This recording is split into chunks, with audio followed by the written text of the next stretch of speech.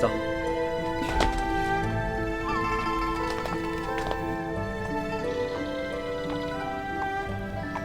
十三爷，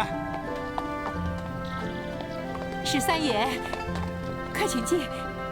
哎呀，你来怎么也不事先说一声啊？无妨无妨，我马上去告诉姑娘，让她赶紧打发了人过来。没关系。今儿个我只是跟朋友过来喝2杯酒，你备桌酒菜就行了。是，我现在就去准备。红颜知己，这是烦闷的时候，会到这里来喝喝酒，聊聊天，能说上几句话。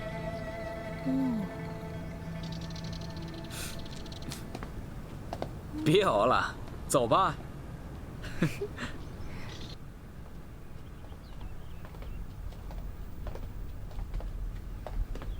这位姑娘，想必是位雅妓吧？你会轻视这样的女子吗？不，每个人都是平等的，你忘记了吗？十三爷，刘姑娘来了。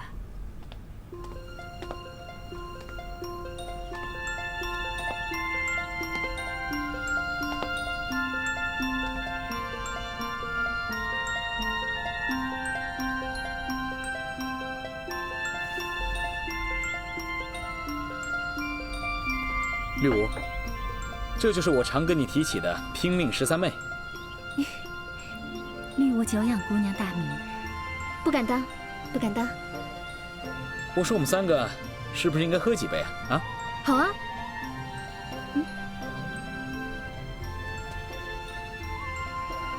就这样，我们3个从宫中琐事聊到古今趣闻，从浩浩荡荡漠北聊到烟雨江南，从山水诗词聊到古今闲事。干！原来你也是嵇康的追从者。那当然了，嵇康非汤武而伯周孔。用你的话说，就是他认为每个人都有追求自己幸福的权利，不为强权束缚。这不就是你说的那个什么什么，自由主义吗？没错。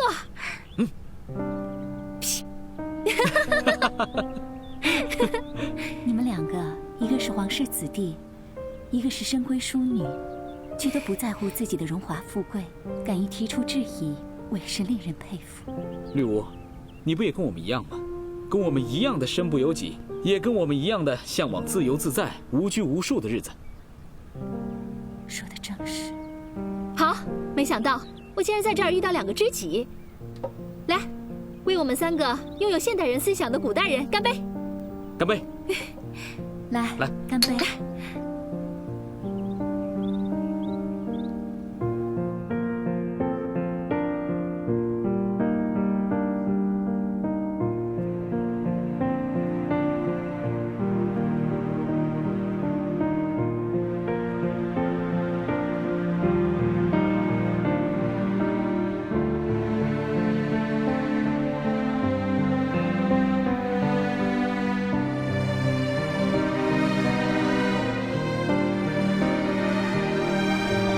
！13爷2小姐吉祥。13爷2小姐吉祥。